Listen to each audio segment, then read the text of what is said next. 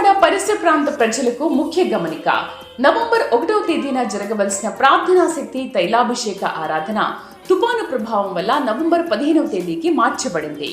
ప్రార్థనా శక్తి తైలాభిషేక ఆరాధన ప్రతి నెల 2వ శనివారం, సమయం ఉదయం 10 గంటల నుండి, స్థలం కూరగాయల మార్కెట్ ఎదురుగా government degree college road, Ravulapalem. ప్రార్థనా శక్తి తైలాభిషేక ఆదివారపు ఆరాధన సమయం ఉదయం 8:30 గంటల నుండి, స్థలం వైస్రాయ్ గార్డెన్స్, జుబ్లీ బస్టాండ్ ఎదురుగా, సికింద్రాబాద్. జంగారెడ్డిగూడెం పరిసర ప్రాంత ప్రజలకు శుభవార్త.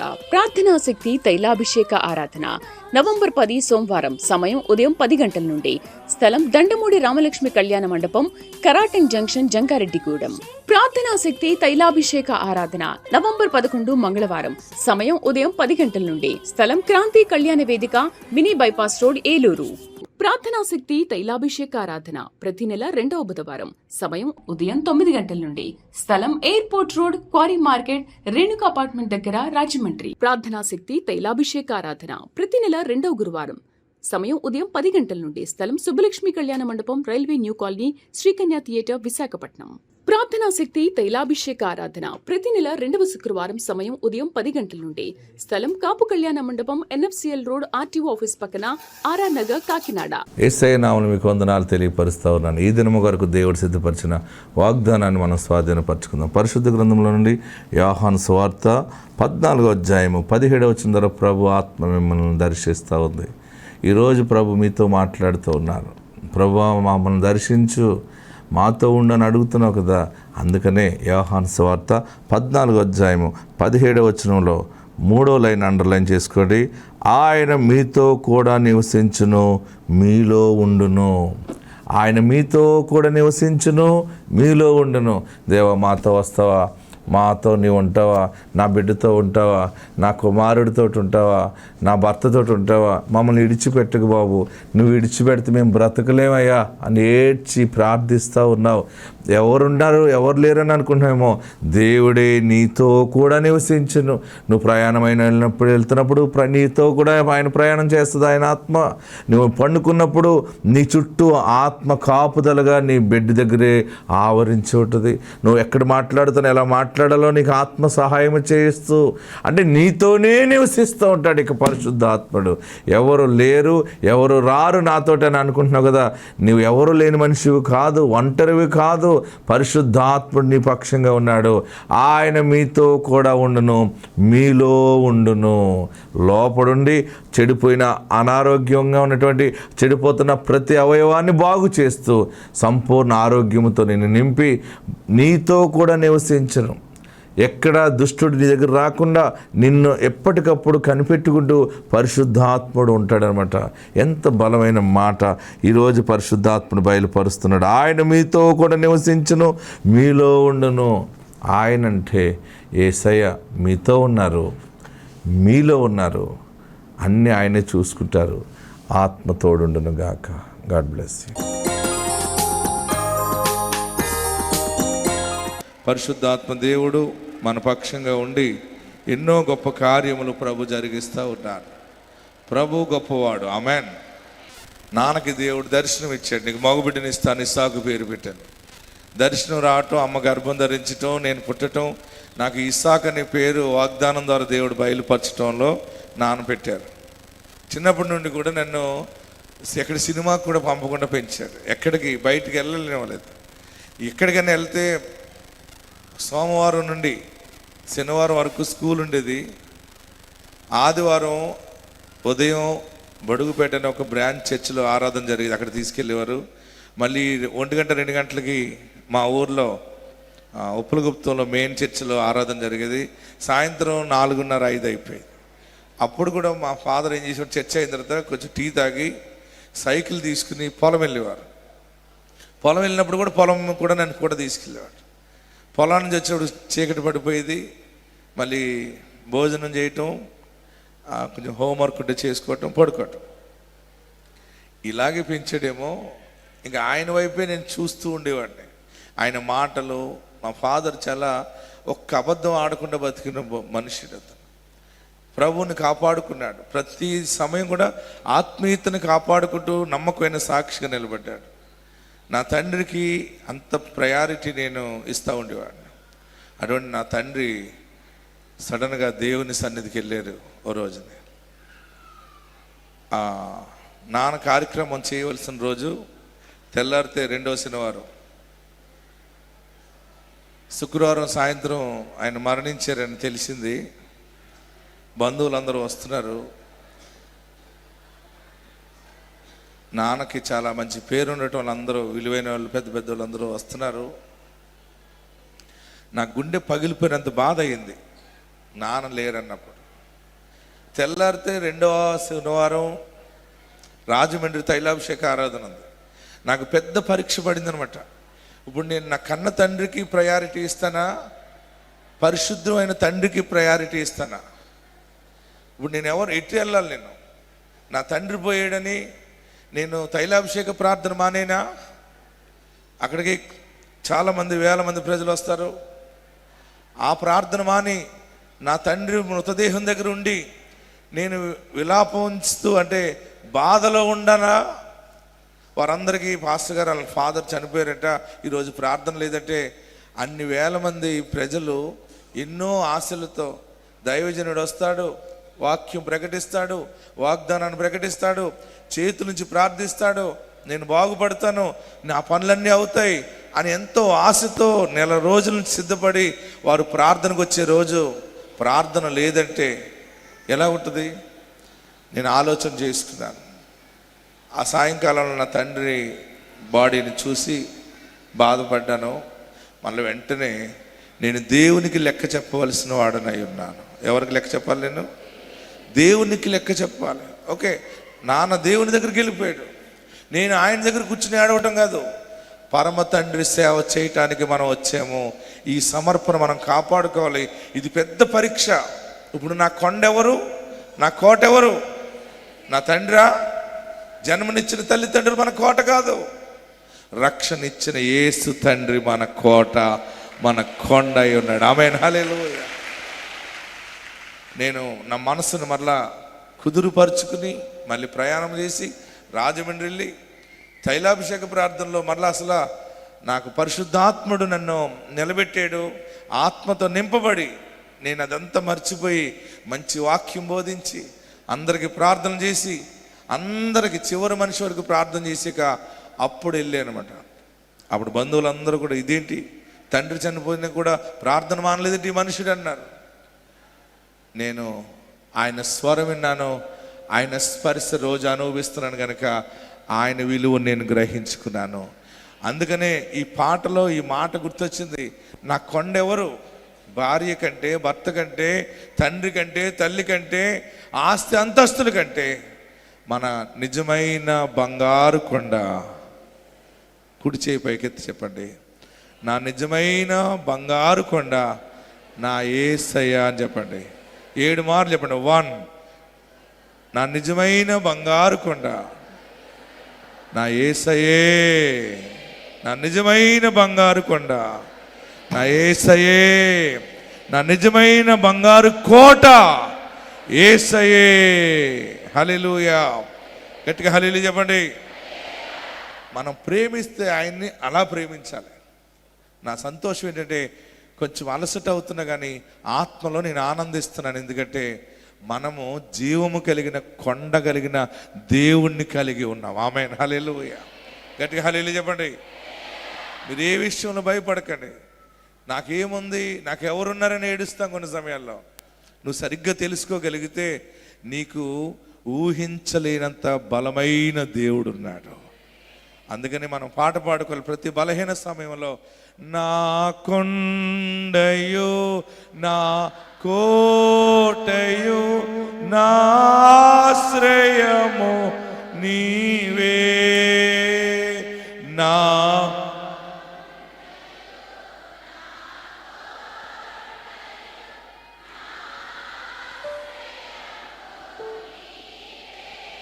నా తల్లియు నా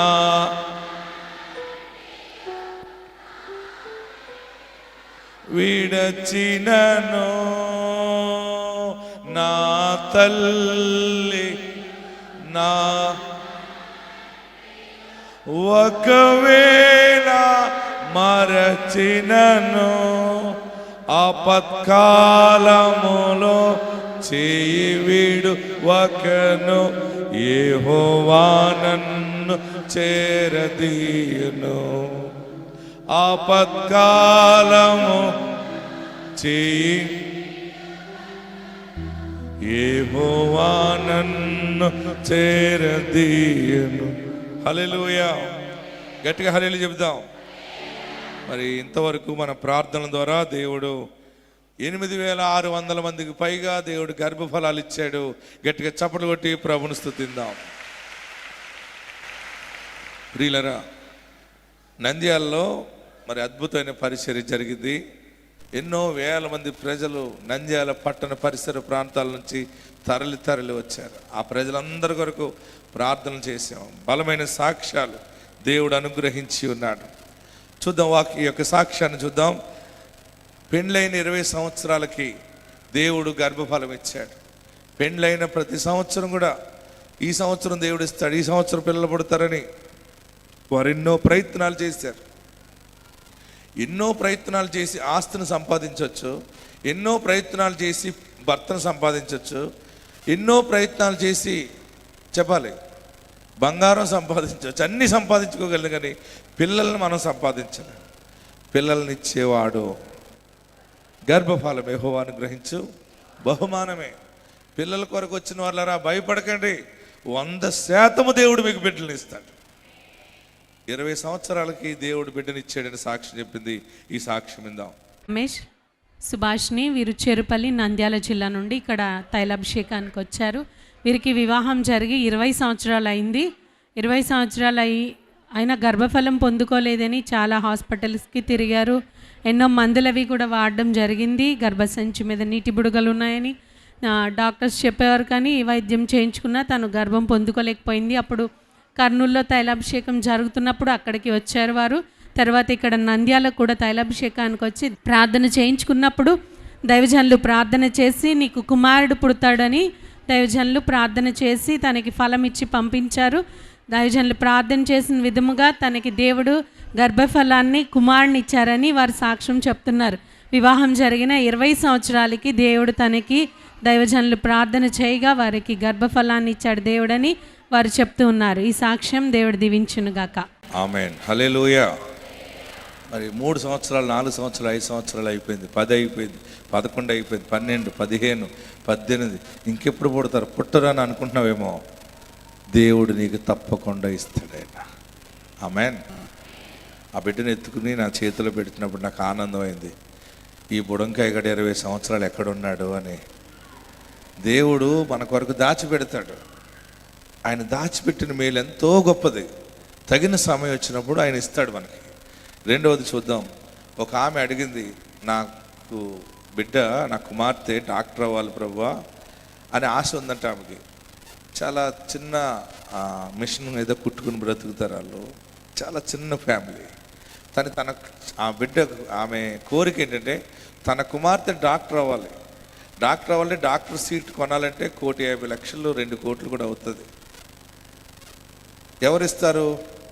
ఫ్రీ సీట్ కావాలని అడుగుతూ ప్రార్థిస్తూ తైలాభిషేక ప్రార్థనకు వచ్చింది. తైలాభిషేక ప్రార్థనకు వచ్చినప్పుడు మీకు ఒక్కసారి పైలట్ సాక్ష్యం చూపించాను, గుర్తుందా మీకు? విమానం నడిపిన పైలట్. ఆ పైలట్కి ట్రైనింగ్ వెళ్ళాలంటే 1,20,00,000 ఖర్చు అవుతుందని వాళ్ళ తల్లిని అడిగాడు పైలట్గా అవ్వటానికి. అమ్మా, నేను పైలట్ ట్రైనింగ్, విమానం నడిపే ట్రైనింగ్ నాకు పంపించమ్మా అంటే ఆ తల్లి అన్నది, నీ తండ్రి ఆటో నడుపుతాడురా, ఆటో మీదే మనల్ని పోషిస్తున్నాడు, మన బ్రతుకంతా చిన్నది, నీకు 1,20,00,000 ఖర్చు పెట్టి నిన్ను మేము చదివించలేం. అయితే ఒకటి చెప్తా, నేను పొద్దుటే టీవీలో చూశాను ఇసాక్ పాస్టర్ గారిని. ఇసాక్ పాస్టర్ గారు అక్కడ తైలాభిషేక ప్రార్థన జరుగుతుంది. నువ్వు పైలట్ అవుతావో అవ్వవో, ఎలాగవుతావో ఆయన చెబుతాడు పో అని ఛార్జీ డబ్బులు ఇచ్చి పంపించింది ఆమె. ఆ పిల్లవాడు వంశీ అన్న అబ్బాయి నా దగ్గరికి వచ్చి, నేను పైలట్ని అవుతానా అండి? అవునా అండి, ప్రార్థన చేయండి అని అడిగాడు. నేనన్నాను, 7 తైలాభిషేకాలకు రా, నువ్వు పైలట్ అయిపోతావని దీవించాను. ఆ మనుషుడు దైవజనుడు చెప్పాడు కదా, నేను 7 తైలాభిషేకాలు మానని 7 తైలాభిషేక ప్రార్థనలు క్రమం తప్పకుండా చాలా సమయానికి వచ్చి ఆరాధనలో పాలు పొందాడు. అద్భుతం ఏంటంటే 7 తైలాభిషేక ప్రార్థనలు అయ్యేటప్పటికి 1,20,00,000 ఎవరు కట్టాలో, ఎవరి చేత కట్టించాలో దేవుడు ఆశ్చర్యకరంగా తనకు ఫీజు కట్టించాడు. ఆయన ఒక సినీ యాక్టర్ కట్టాడు. సోనా సూద్ అనేటువంటి ఒక సినీ యాక్టరు ఈ పిల్లవాడికి కట్టాలని తను చాలా ధనం ఖర్చు పెట్టాడు. మరికొందరు కూడా సహాయం చేశారని చెప్పాడు. 7వ తైలాభిషేకం అయ్యేటప్పటికి తన రిజిస్ట్రేషన్ అయ్యింది పైలట్గా వెళ్ళటానికి, ట్రైనింగ్కి. ఆ సాక్ష్యం విన్నది ఈమె. మీరందరూ ఎలాగన్నారో ఆమె ఎలాగన్నది. ప్రభువా, 1,20,00,000 నా దగ్గర లేవు, దైవజనుడు ప్రార్థన చేస్తే కడతావు, అది అవుతుందని చెప్పింది. దైవజనుడు అవుతావు అంటే 1,20,00,000 కట్టి తనకి పైలట్ ట్రైనింగ్ నువ్వు పంపించావు కదా, మరి నా బిడ్డకి ఫీజు నేను కట్టలేను, మీరే సహాయం చేయండి. శరీరధారిగా ఉన్నప్పుడు మీరు ఒక సేనాధిపతి ఒక్క మాట సెలవిస్తే నా బిడ్డ బ్రతుకుతుంది, ఒక్క మాట సెలవి బాబు అంటే మీరు ఇచ్చారు కదా. నేను అడుగుతాను, దైవజనుడి నోట నుండి ఒక్క మాట, ఇసాక్ పాస్టర్ గారు వాగ్దానం ద్వారా పుట్టారు కదా, ఆయన నోట నుండి ఒక్క మాట వస్తే చాలు నాకు దీవెనగా మారుతుంది బాబు, ఆయన చేత పలికించని ప్రార్థన చేసుకుందట. వచ్చింది, ఏం కావాలమ్మా అన్నాడు. అయ్యా, నేను పేదరాలని కానీ నా బిడ్డ డాక్టర్ అవ్వాలని కోరుకుంటున్నాను. MBBS doctor seat, free seat రావాలండి, మీ నోటి నుండి వస్తుందని చెప్పాను. నా నోటి నుండి అన్ని దీవెనలే వస్తాయి. ఎందుకంటే నన్ను పంపింది, ఎందుకంటే దేవుడు బాధలో ఉన్నటువంటి సమాజానికి ఒక దీవెన వాగ్దానాన్ని ప్రకటించమన్నాడు. నువ్వు దీవించువని నేను దీవిస్తానన్నాడు. మీ ప్రాంతం వచ్చి దీవెన ఎందుకు పలుకుతున్నానంటే మీరు మీ పిల్లలు గొప్ప వాళ్ళు అయిపోతారు. ఆమేన్, హల్లెలూయా. అప్పుడు అన్నాను, నీ బిడ్డకి ఎంబీబీఎస్ సీట్ వస్తుంది పో అని దీవించి పంపితే దేవుడు అద్భుతముగా డాక్టర్ సీట్, ఫ్రీ సీట్ ఇచ్చాడు. గట్టిగా చప్పట్లు కొట్టి ప్రభువుని స్తుతిద్దాం.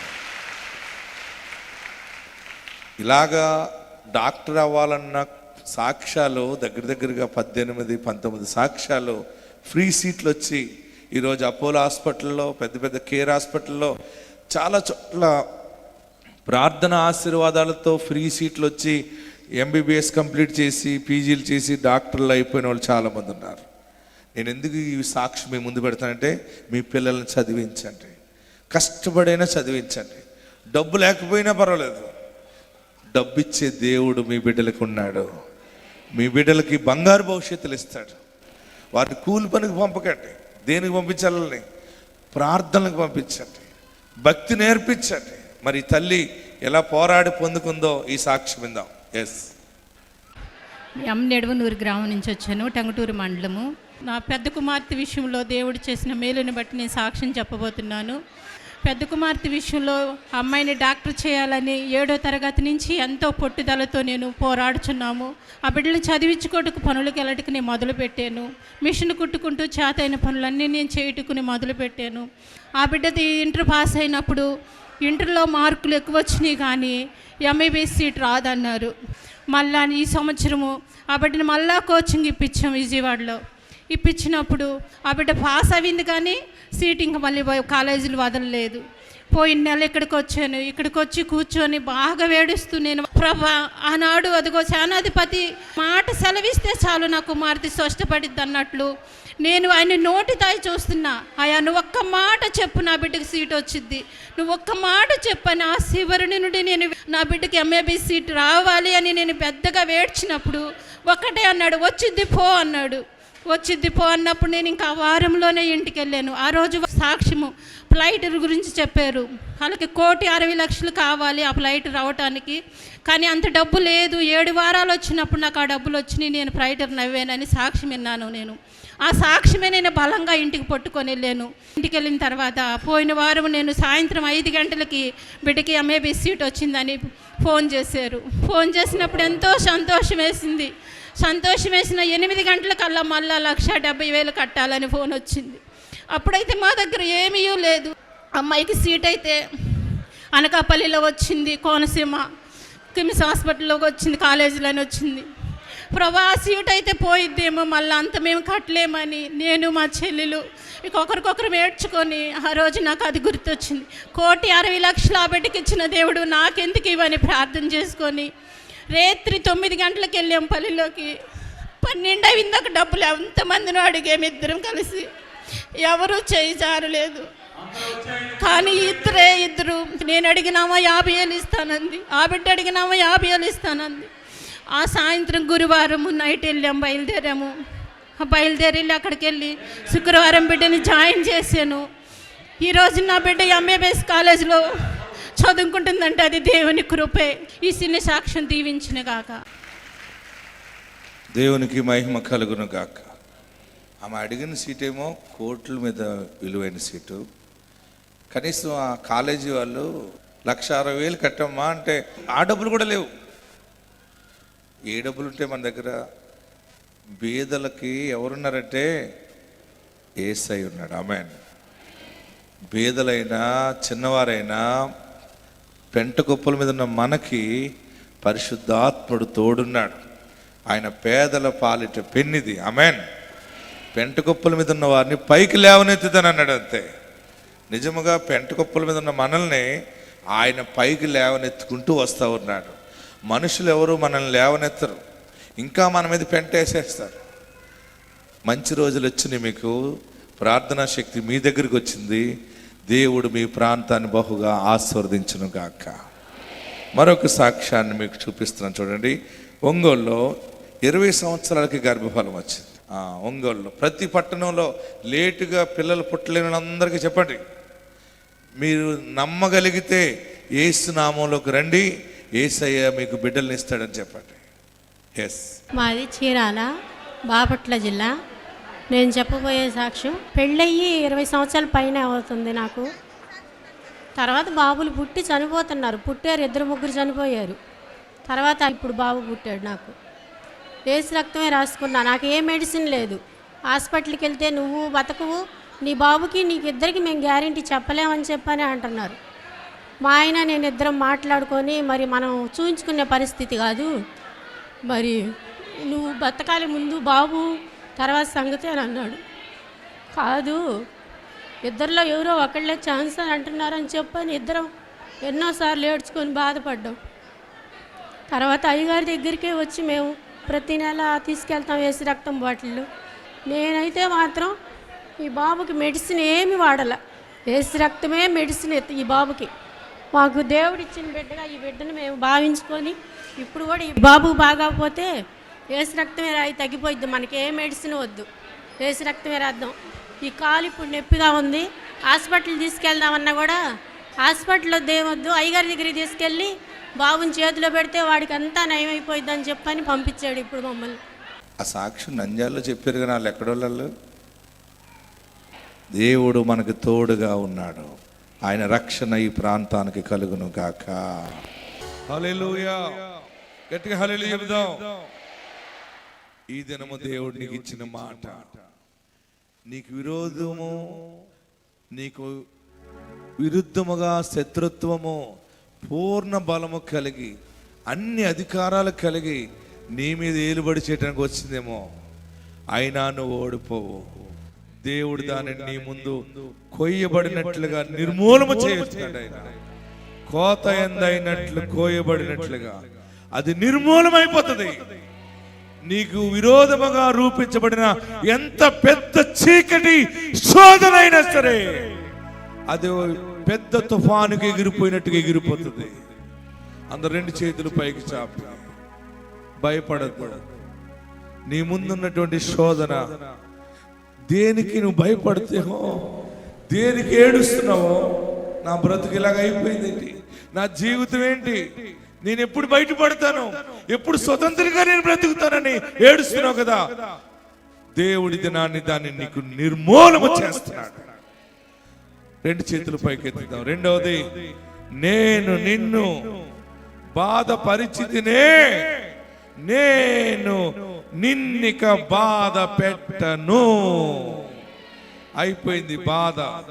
శని దినాలు ముగించబడ్డాయి, దరిద్ర దినాలు ముగించబడ్డాయి. ఇక దీవెన దినాలు చూడబోతున్నావు, ఆశీర్వాదకర దినాలు చూస్తావు. దేవుని మేలులు కలిగి దేవుని సాక్షిగా ఉంటావు. 2 చేతులు తలపైన పెట్టుకోండి. అందరూ 2 చేతులు తలపైన పెట్టుకోండి.